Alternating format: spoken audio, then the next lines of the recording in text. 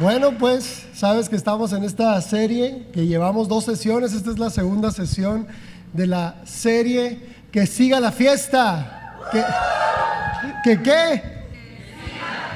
Muy bien, estamos hablando acerca de regocijo, estamos hablando acerca de actitud ante la vida, del gozo del Señor, y creo que Dios nos va a seguir hablando. Pon tu mano en tu corazón, ahí donde estás, y oramos juntos. Di así conmigo: Dios, mi corazón es tierra fértil para tu palabra, y ya estoy dando mucho fruto. Amén. Muy bien. La sesión de hoy, sesión número 2, tiene como título: Nos conviene hacer fiesta. Mira, la semana pasada el título era: Es necesario hacer fiesta. Es diferente, ¿sí? Hablábamos acerca de que el perdón y la gracia nos mueven a festejar, porque ese es algo impresionante, el perdón de Dios. Es algo hermoso poder entrar a su presencia gratuitamente. Pero aunque suena igual, porque la pastora, mi esposa, me decía: ay, se parece mucho, me decía. No, pero no es igual. Es necesario hacer fiesta nos conviene hacer fiesta, es distinto. Y vamos a hablar un poquito de eso, y quiero iniciar leyéndote el texto base. Aparece en Nehemías capítulo 8, verso 10, y dice así: vayan y festejen. Pues ya es una orden, ¿verdad? Entonces todo bien. Vayan y festejen con un banquete de deliciosos alimentos, carnita asada, tripita. No sé qué te gusta, ¿verdad? Pero a mí la carne asada sí me gusta mucho. Y lo dice: deliciosos alimentos y bebidas dulces. Dulces nomás. Ya no se rieron, mira. Nadie se rió ahí. Bebidas sí. Ahí, y dice: y regalen porciones de comida a los que no tienen nada.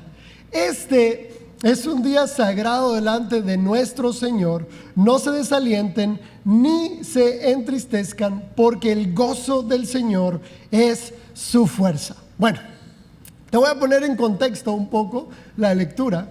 Nehemías era el copero del rey de los medos y los persas.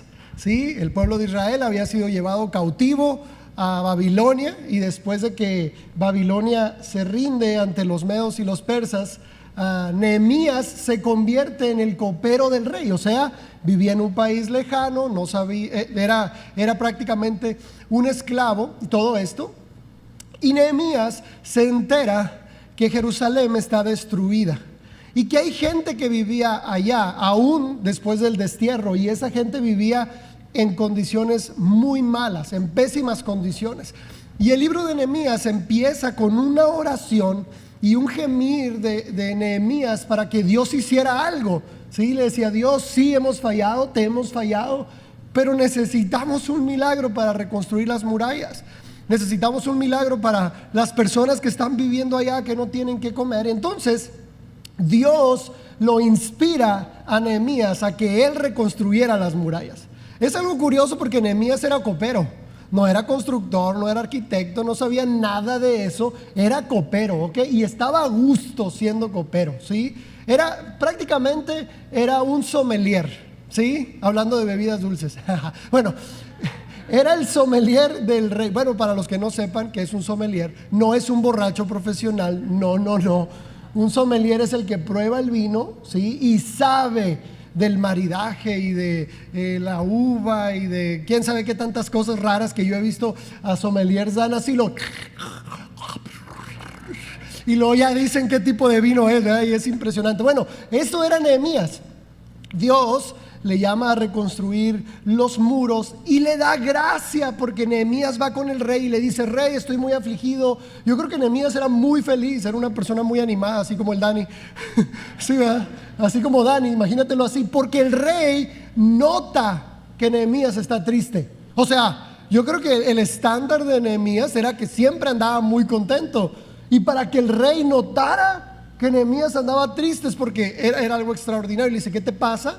Y Nehemías le expresa su necesidad, y el rey le dice: ve, reconstruye las murallas. Y todavía el rey le da dinero, el rey le provee ciertas cosas para la construcción. Bueno, es algo impresionante lo que Dios hace y el milagro que Dios hace a través de Nehemías. Pero nosotros pudiéramos imaginar que todo iba a pasar de la manera más perfecta y más amena posible, porque Nehemías estaba haciendo la voluntad de Dios, ¿verdad? Pensaríamos que todo marcharía bien porque Nehemías estaba dentro de la voluntad de Dios. Pero si lees el libro completo de Nehemías, te vas a dar cuenta que Nehemías vivía en constante ataque a su ánimo a través de la duda y el miedo.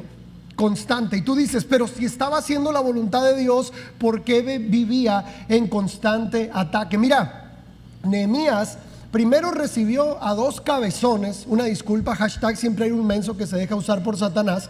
Siempre, ¿sí? Hashtag, di conmigo, siempre hay un menso. No. Pero sí, siempre hay uno que se deja usar por Satanás, ¿verdad? Y Sanbalat y Tobías iban y se reían de Nehemías y de la gente que estaba construyendo, y les decía, va a venir un viento y les va a tirar la muralla, la cola de una zorra les va a tumbar todo esto que ustedes han construido. Iban y desanimaban a los constructores, se burlaban de ellos, no ayudaban, ¿sí? Nomás estaban de mirones, de criticones en una computadora escribiendo, eres un falso profeta. Digo, o en el Instagram, ¿verdad? Bueno, es un decir, pero parece bien el ejemplo, ¿verdad?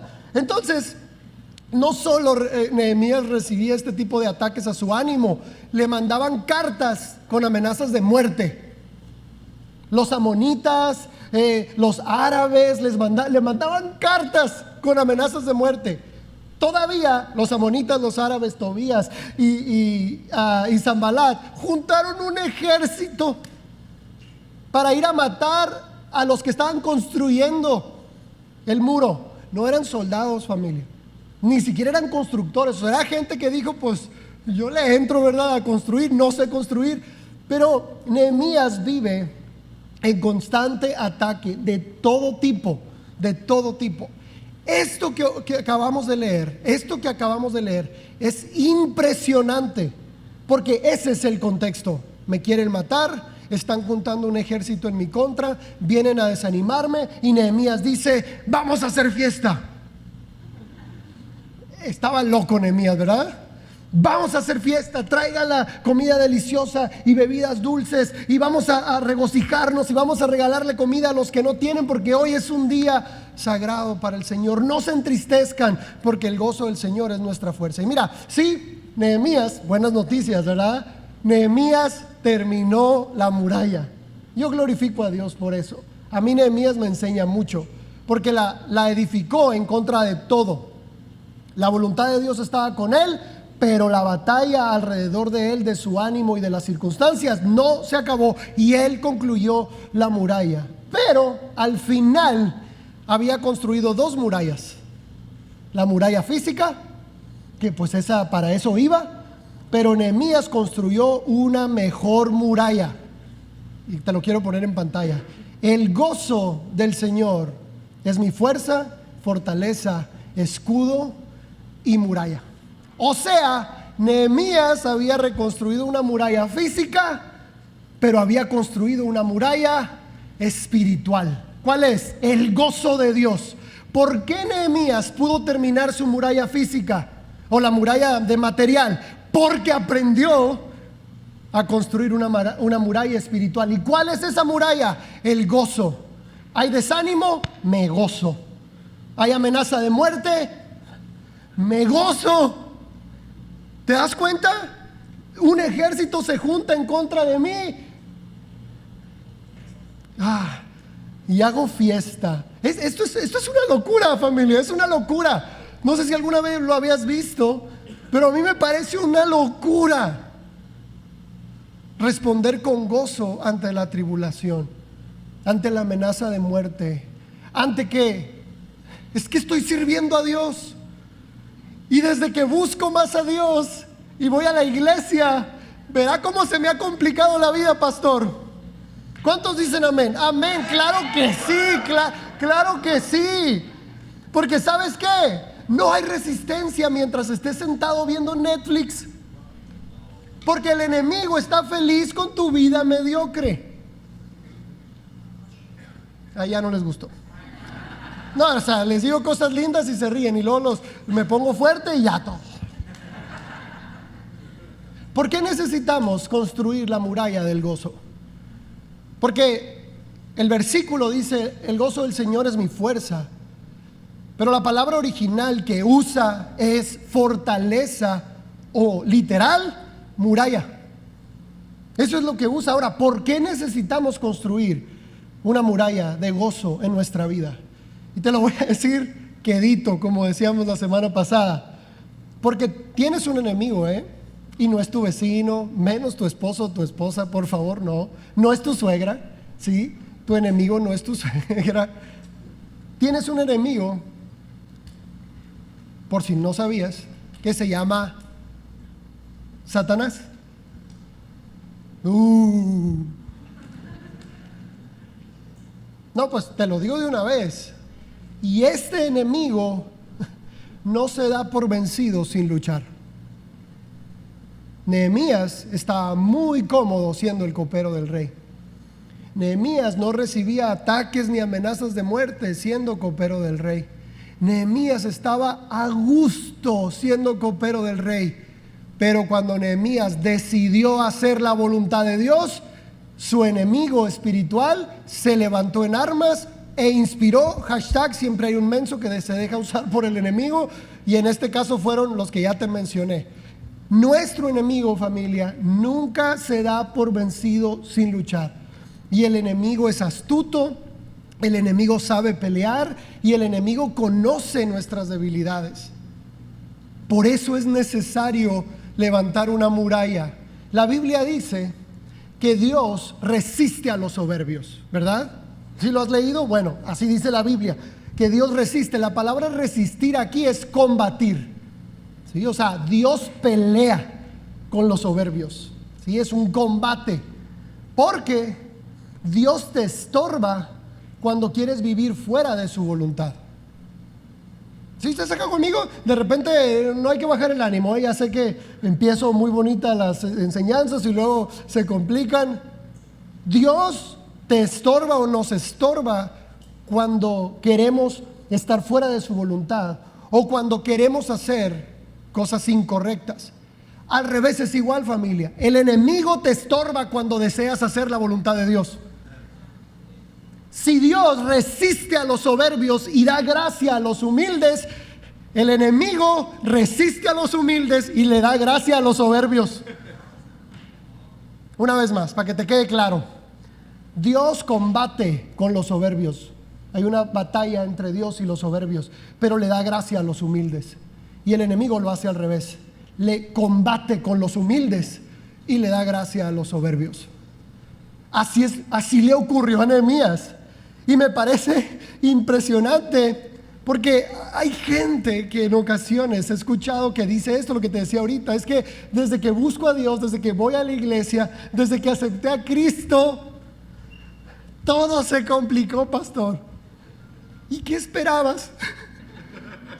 Si estás pasando del reino de la oscuridad al reino de la luz, si el enemigo te tenía atado toda la vida y de repente eres libre por la sangre de Cristo, el enemigo no se da por vencido sin luchar. Créeme, no se da por vencido sin luchar. Mira, te voy a leer un verso. Para que no creas que lo estoy diciendo yo, lo dice la Biblia. Primera de Pedro 5:8 dice así: sean sobrios y estén alerta, porque su adversario, el diablo, como león rugiente, anda alrededor buscando a quien devorar. O sea, el enemigo anda ahí y anda al acecho. Y si Cristo Jesús anda buscando al que se había perdido, pues el enemigo anda buscando a los encontrados. Y qué fuerte la palabra que usa el apóstol Pedro, buscando a quien devorar. Mira, hay algo curioso en esta palabra de devorar, porque lo pudiéramos asumir como una figura poética, ¿verdad? Del apóstol Pedro, utilizó la metáfora del león, que el enemigo es como un león, pues va a utilizar la misma metáfora de devorar, ¿verdad? ¿Sí? Bueno, les voy a dar un minuto para que despierten. Pudiéramos creer que es una metáfora, chicos. No es una metáfora. Literalmente, el enemigo y sus ángeles se alimentan del temor y de las emociones negativas de las personas. Esta idea de la metafísica y de la magia, que ando vibrando bajo, ¿verdad? Sí, de que las entidades oscuras se alimentan de las vibraciones negativas de las personas.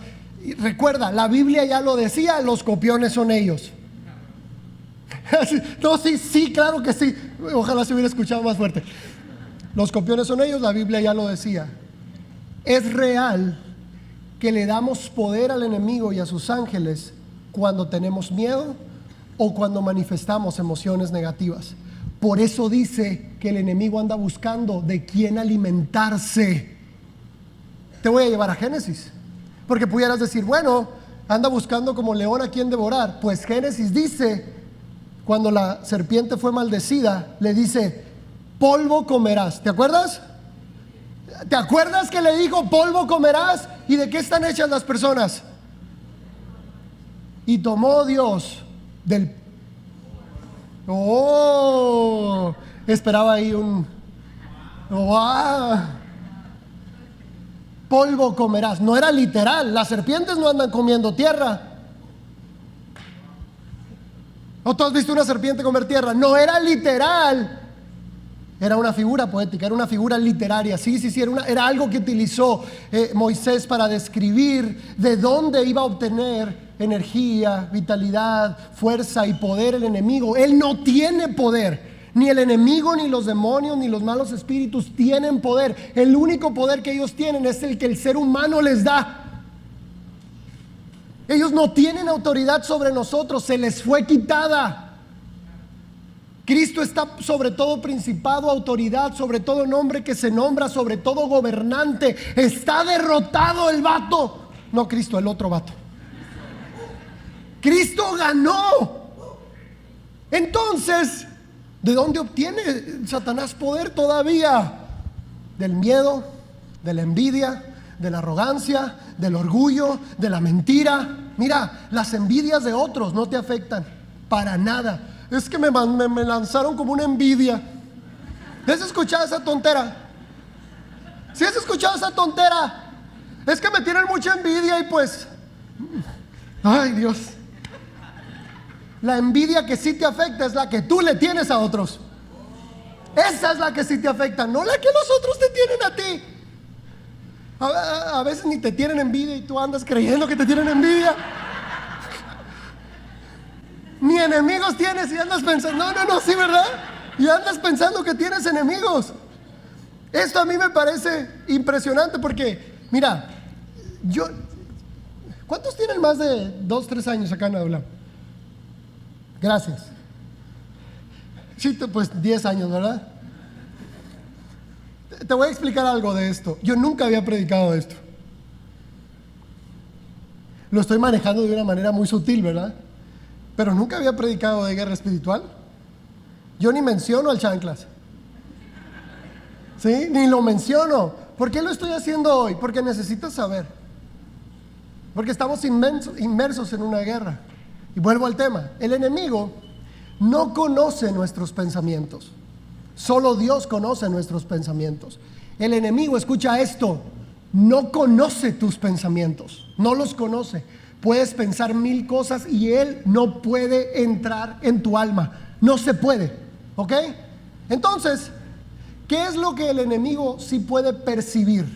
Obviamente, tus emociones negativas. Eso sí lo percibe, porque él es un ser espiritual y las emociones negativas también. Eso sí lo percibe el enemigo. Ahora, si lo declaras, estás en el hoyo, mijo. ¿Sí? Si estás hablando maldición, si estás hablando chisme, si estás hablando mentira, por eso la Biblia dice que el poder de la vida y la muerte está en nuestras palabras. Ahí sí te amarras solito. Porque las palabras es la materialización de nuestros pensamientos y nuestras emociones. El enemigo no conoce nuestros pensamientos, pero puede percibir nuestras emociones negativas y obviamente escucha tus palabras. Ahora, ¿cuál es el consejo acá? En todo este estudio descubrí algo muy curioso. ¿Has escuchado la frase poker face? Yo no sé jugar a eso porque eso no es de Diosito. Pero si tienes una mala mano, ¿verdad?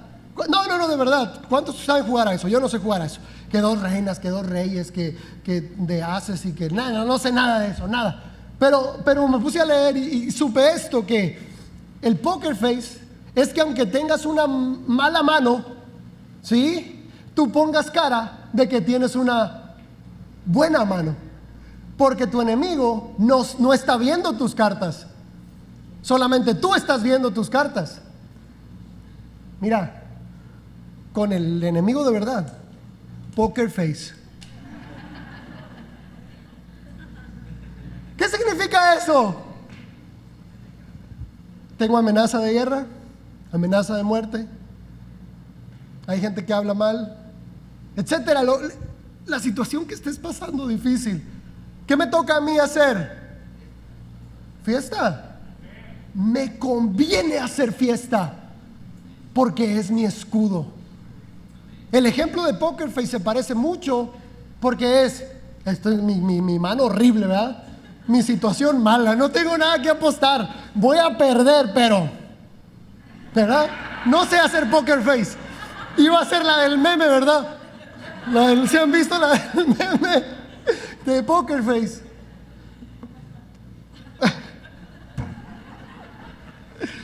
Mira, familia, el enemigo no tiene más poder que el que nosotros le podemos brindar, ¿sí? Y la puerta principal que el enemigo usa es el miedo al futuro, el miedo a la escasez, el miedo al rechazo, el miedo al que dirán. Y me quiero poner fuerte como un papá responsable con este tema, pero al mismo tiempo con gracia. En ocasiones nos cuidamos tanto de otros pecados cuando, si vives con miedo al que dirán, estás viviendo en pecado también.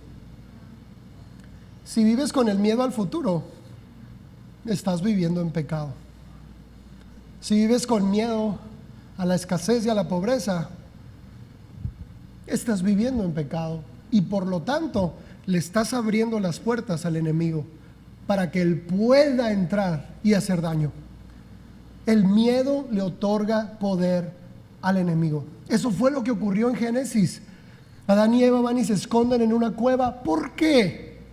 Dios les dice, ¿dónde estás? ¿Qué tienes? Y Adán contesta, tuve miedo y me escondí. Qué curioso, porque te podrías preguntar ahora, ¿por qué recibimos ataques espirituales? ¿Sí? ¿Por qué el enemigo se mete con las personas? Obviamente lo hace por eso, para obtener este poder.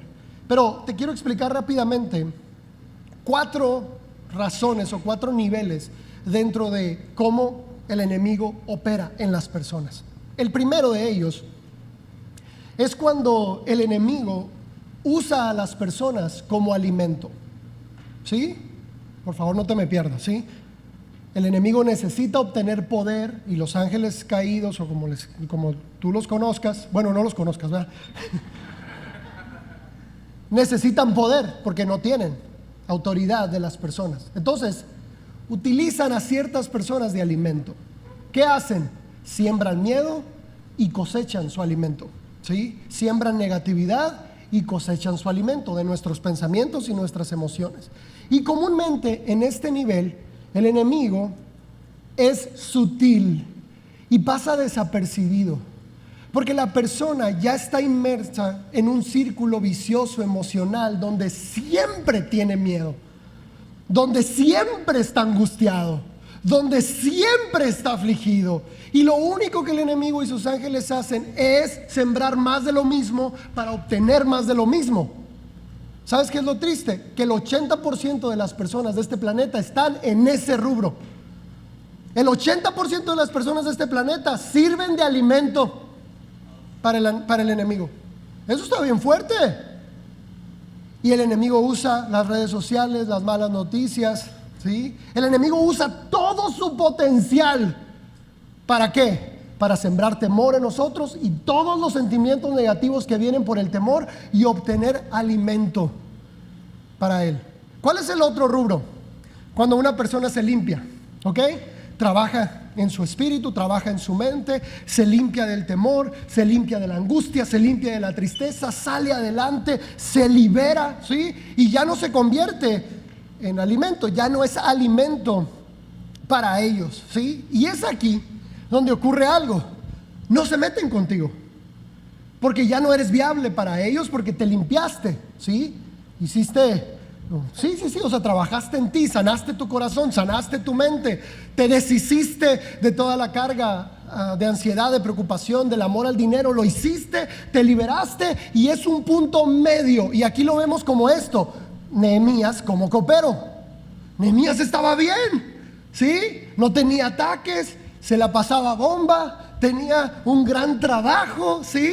Era hijo pero del rey, de un rey, ganaba muy bien. Después tú ves la riqueza que Nehemías tenía. Él estaba bien en esa postura, siendo, sí, trabajando en él mismo y liberándose. Pero hay otro rubro, que es cuando tú te conviertes en una amenaza para el reino de las tinieblas.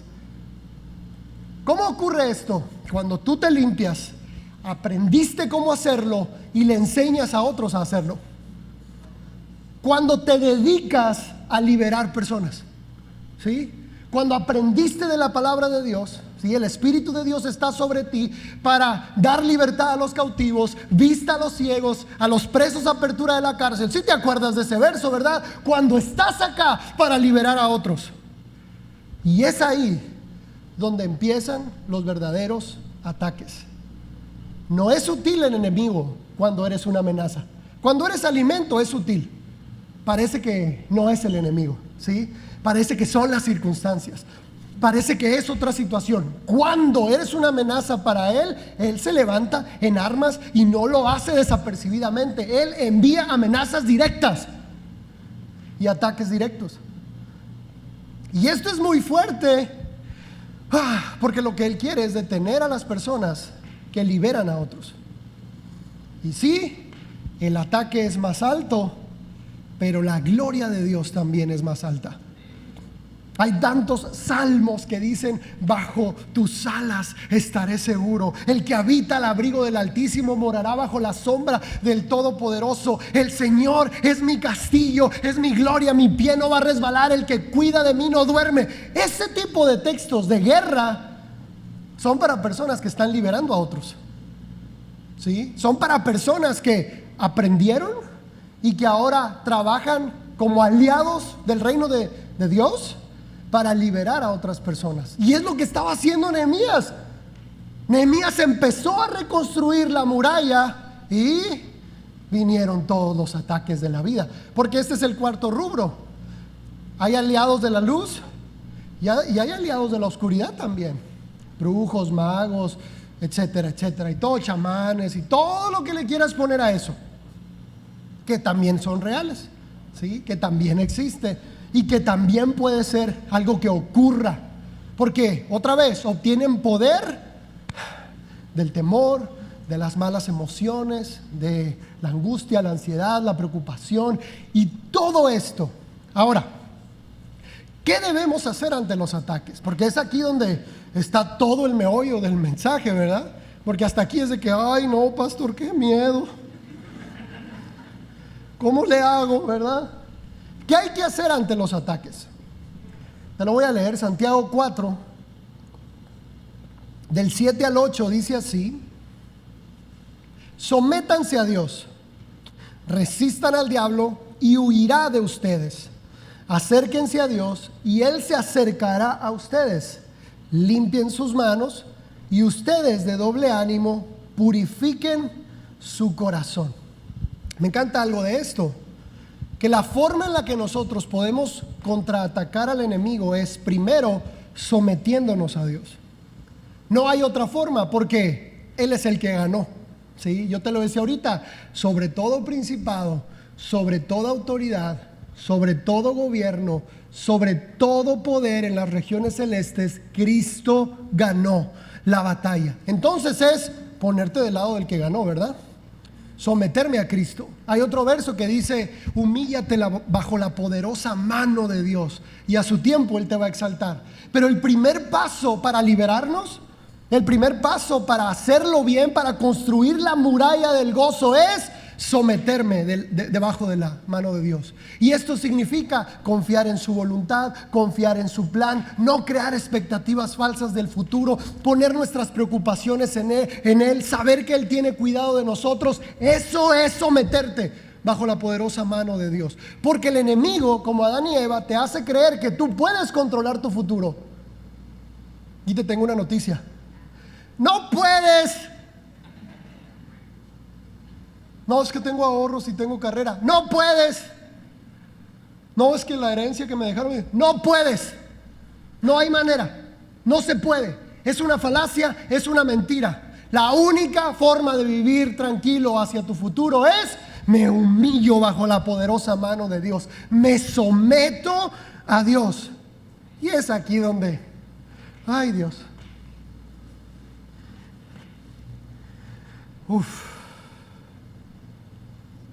lo voy a decir: si no te sometes a Dios, te vas a someter a cualquier cosa, al dinero, al enemigo, a lo que sea. Te conviene someterte a Dios, te conviene. El cristianismo no es una cárcel. La cárcel está afuera de Dios. El enemigo es el que hace la cárcel. Ahora dice: resistan al diablo. ¿Qué te decía ahorita? ¿Qué significa resistir? Combatir. Ay, no, pobrecito de mí, ¿qué voy a hacer? Estoy chiquito. No, humíllate bajo la poderosa mano de Dios. Y después este vato va a correr, porque me voy a enfrentar con él. Resistir al diablo es combatir al diablo. Te voy a poner en pantalla una tablita que aparece en Gálatas 5. No la inventé yo, ¿ok? El apóstol Pablo escribe cuáles son los frutos del Espíritu. ¿Te lo sabes? Amor, gozo, paz, paciencia, amabilidad, bondad, fe, humildad y dominio propio. ¿Te lo sabes? ¿Los frutos del Espíritu? Sí, ¿verdad? Si viniste a la escuela dominical cuando eras niño, te lo sabes. Y si tienes tiempo en Adulam, te lo sabes. Pero los que olvidamos son los frutos del otro espíritu. Porque estos son muy bonitos: amor, gozo, pues yo quiero eso. Pero ¿cómo podemos combatir sabiendo cuál es la estrategia del enemigo? No puedes. De hecho, en el libro El arte de la guerra, no sé si alguna vez lo leí, es un gran libro, El arte de la guerra. Una de las estrategias es: conoce las debilidades de tu enemigo. Conoce la estrategia del enemigo. ¿Qué es lo que usa el enemigo para atar personas? Inmoralidad sexual de cualquier tipo, ¿ok? De cualquier tipo. Impureza, arrebatos de ira, idolatría, hechicería, que es lo mismo, enemistades y pleitos, que también es lo mismo, pero en versiones diferentes, celos y rivalidades, ambición egoísta, envidias y fiestas desenfrenadas. Si te das cuenta, estas se oponen a estas. Quien no vive en amor, vive en inmoralidad sexual. Aleluya, ya me puedo ir yo. Dios los bendiga. Quien no vive en gozo, vive en impureza mental y emocional. Quien no vive en paz, vive en arrebatos de ira. Quien no vive en paciencia, vive en idolatría y hechicería. Porque la idolatría y la hechicería es querer hacer la voluntad tuya a tu manera y no tener paciencia a la voluntad de Dios. Quien no vive en amabilidad, pues vive en enemistades y pleitos. Quien no vive en bondad, vive en celos y rivalidades. Quien no vive en fe, vive en ambición egoísta. Quien no vive en humildad, vive en envidias. Y quien no vive en dominio propio, vive en fiestas desenfrenadas. Hashtag, la Biblia dice, orgías y borracheras. Yo puse fiestas desenfrenadas porque el otro estaba muy fuerte. Luego me cancelan ahí en YouTube. ¿Qué quieres? Esto es el alimento del enemigo. Y siembra más de eso en la gente, a través del cine, a través de las redes. A través de todo está sembrando eso en la mente de las personas para obtener alimento de ellos. Y la gente sigue con eso y sigue con eso. Y el Espíritu Santo sembrando todo lo de acá, intentando que te sometas a la voluntad de Dios primero, y que luego a través de este poder que recibes puedas contraatacar al enemigo, porque no se es libre de esto hasta que se somete a esto. Es que quiero a Dios pero poquito, quiero la mitad de la voluntad de Dios, es que en la otra mitad no estoy de acuerdo, fíjate. No, sí hay gente así, es que me gustan estas cosas que Dios dice, pero que no se meta con mi dinero y con mis decisiones y cómo manejo mi negocio y cómo soy con mi esposa o con mi esposo, que no se meta en esas situaciones conmigo. Dios hasta cierto punto. No, así se le trata al enemigo, no a Dios. A Dios se le abren las puertas de par en par, y a Dios se le dice: Dios, lo que quieras, cuando quieras, a la hora que quieras, soy tuyo, mi voluntad es tuya, mi dinero es tuyo, mi familia es tuya, todo lo que soy te pertenece. Al enemigo se le ponen límites, no a Dios. Ay, Dios. El piano puede pasar, por favor. Ya casi acabo. ¿Sigues acá conmigo? Sí, gracias. Quiero volver un poquito a Santiago capítulo 4, ¿sale? Santiago 4, quiero volver. ¿Me pueden poner la segunda parte de Santiago? Lo acabamos de leer ahorita, ¿sí? ¿Lo puedes leer conmigo fuerte, por favor? Lo leemos juntos. Dice: limpien sus manos y ustedes de doble ánimo purifiquen su corazón. Este verso empieza diciendo: sométete a Dios y resiste al diablo. Ya lo expliqué con las dos tablitas. Pero la segunda parte de este verso dice: limpien sus manos y purifiquen sus corazones. O sea, no es solamente someterte a Dios y resistir, sigue el camino, porque hay dos protecciones que necesitas en tu vida: la protección activa y la protección pasiva. ¿Qué es eso? La protección pasiva significa, en este verso, limpien sus manos. ¿Qué significa la protección pasiva? 1, salud física, mental y emocional. Cuando tú cuidas tu salud física, mental y emocional, eres un soldado más fuerte en contra del enemigo, físicamente hablando. ¿Sí? Cuando vas al psicólogo, cuando perdonas, cuando sueltas el rencor, ¿sí? Cuando eres humilde contigo mismo para saber cuál es tu dolor, cuando aprendes, esa es una protección pasiva, ¿sí? Porque un cuerpo fuerte, comúnmente, familia, yo he recibido los ataques más terribles del enemigo en un momento de cansancio físico. Qué loco, ¿no? En un momento de cansancio físico. ¿Cuál otra es la protección pasiva? La meditación, la oración y la sabiduría a través del conocimiento, ¿sí? Porque entre más sabes, menos temes. Te lo voy a volver a decir, aleluya. Entre más conocimiento tienes, más libre eres. ¿No dice eso la Biblia? Y conocerán la verdad y la verdad los hará libres. La verdad es un camino, familia. Es una constante búsqueda de la verdad a través del conocimiento. Y esa es protección pasiva, o sea, solo está ahí, o sea, no, el cuerpo sano está. Ahora, ¿cuál es la protección activa? Vuélvame a poner el verso, por favor. Necesito el verso. La protección activa es: ustedes de doble ánimo purifiquen su corazón. Esta es la protección activa. ¿Qué significa esto? Es la acción en la batalla. Ay, me encanta esto. Si tú tienes un corazón de doble ánimo, es que tengo miedo, pero soy valiente. Es que dudo de Dios, pero creo en Él. ¿Sí? Es que el enemigo es poderoso, pero Dios es todopoderoso. O sea, esta ambigüedad del corazón, viene Pablo y dice: es tiempo de que purifiques tu corazón. Limitamos el miedo, la preocupación, la tristeza, el pesimismo, la angustia, los celos, la ira, la envidia, con declaraciones de fe. Esa es el verdadero contraataque protección activa. Viene la preocupación y tú respondes y dices: estoy bajo la poderosa mano de Dios. El que cuida de mí no duerme. Viene la angustia, ¿sí?, el miedo a la escasez, y tú respondes: el Señor es mi pastor y nada me faltará. Viene el temor al futuro y tú dices: mi futuro está asegurado, Dios escribió mi vida, yo soy hijo de Dios, Él está guiando mis pasos.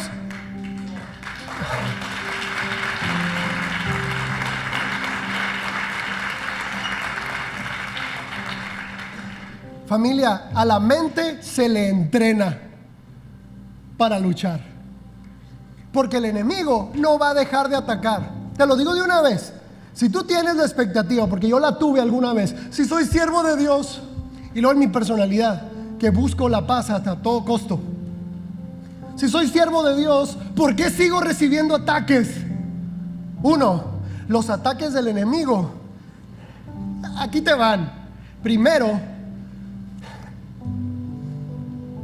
los ataques del enemigo revelan que vas por buen camino, porque él no se mete con las personas que no están haciendo la voluntad de Dios. El ataque del enemigo revela: vas por buen camino. Segundo, el ataque del enemigo revela en qué necesitas trabajar. Eso me encanta. Revela cuál es la debilidad actual en la cual necesitas trabajar.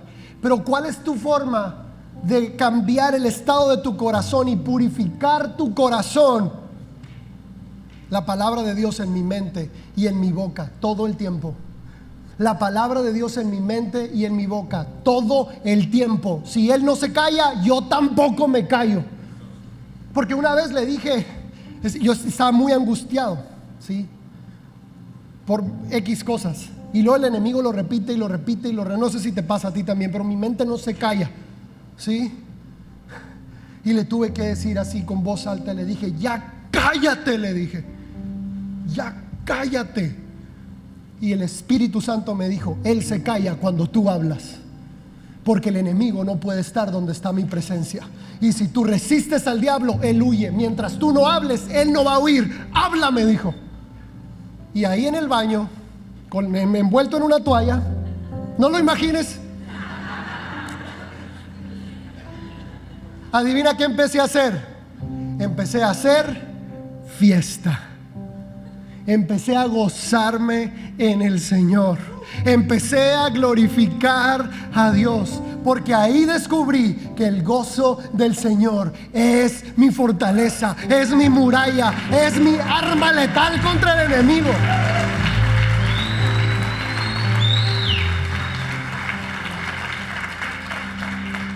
No te canses de luchar, por favor. No te canses de luchar. Si estás haciendo la voluntad de Dios y el enemigo ha intentado atacarte, no te canses de hacer la voluntad de Dios. Vengo a decirte de parte de Dios que vas bien, que tú puedes, que Dios está contigo, que Él va a cumplir su plan en ti. Y escucha esto: nada bueno viene de la comodidad. Nada bueno viene de lo fácil. Pastor, es que es muy difícil. ¡Qué bueno! Porque todo lo grandioso y lo bueno de la vida viene de lo que es difícil. Aleluya. Termino con esto. Estaban construyendo la muralla, y cuando empezaron a recibir las amenazas de ataque, los constructores tenían una cuchara en su mano para la mezcla, ¿sí? Ajá. Y cuando empezaron a recibir los ataques, dice la Biblia que en la otra mano agarraron una espada. Entonces, mientras construían la muralla con una mano, tenían la espada en la otra mano. ¿Sabes qué? Los hijos de Dios tenemos la cuchara de mezclar para construir nuestra vida y la vida de los demás en una mano, y la espada para luchar en contra del enemigo en la otra mano. Los hijos de Dios podemos combinar en un solo momento el amor a Dios y la guerra en contra del enemigo. No te pares, no dejes de construir porque estás en batalla. Mejor toma la espada de una mano y la cuchara de mezclar en la otra mano. Sigue construyendo tu vida, sigue edificando la vida de los demás. No tengas miedo, deja de ser un alimento para el enemigo y conviértete en una amenaza para el enemigo, porque estamos del lado del campeón. Estamos del lado del que ya ganó la batalla. Termino con el último verso. Efesios 5, 18 y 19. Dice la Biblia que los apóstoles estaban constantemente llenos de gozo y llenos del Espíritu Santo, ¿verdad? Llenos de gozo y llenos del Espíritu Santo. ¿Cómo construyes la muralla? Sean llenos del Espíritu Santo. Pero ¿cómo, pastor? Tengo que hablar en lenguas, y si no sé hablar en lenguas, tengo que ir el domingo a la iglesia para poder ser lleno del Espíritu Santo. Un super ungido tiene que venir a tocarme y caerme y temblar para ser lleno del Espíritu Santo. No, sean llenos del Espíritu Santo, cantando salmos e himnos y canciones espirituales entre ustedes y haciendo música al Señor en el corazón. Vamos, iglesia, aplaude más fuerte hoy. Vamos, iglesia, vamos, aplaude más fuerte. Vamos.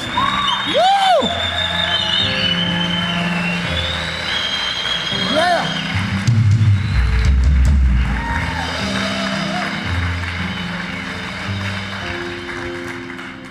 El momento de la alabanza al principio de un servicio no es un momento para llenar un horario. La palabra no es más importante que la adoración. ¿Sí? La palabra no es más importante que la alabanza y la adoración. Son igualmente importantes. Igualmente importantes. ¿Qué tan importante es la adoración? Eres lleno del Espíritu Santo cuando adoras. Eres lleno del Espíritu Santo cuando cantas. Eres lleno del Espíritu Santo cuando juntos lo hacemos. Y no solamente eso, construimos la muralla del gozo. Y por lo tanto, el enemigo huye. La Biblia dice que Dios habita en las alabanzas de su pueblo. Aquí está Cristo Jesús hoy. Y quiero decirte algo. Hoy quiero orar por ti para que seas libre. Si has estado bajo ataque, si los aliados del enemigo se quisieron meter contigo, si alguien quiso hacerte algún daño a través de la magia, hoy vas a ser libre en el nombre de Jesús de todo eso. Ponte de pie, por favor. Ponte de pie, por favor. Ponte de pie, por favor. Ponte de pie, por favor.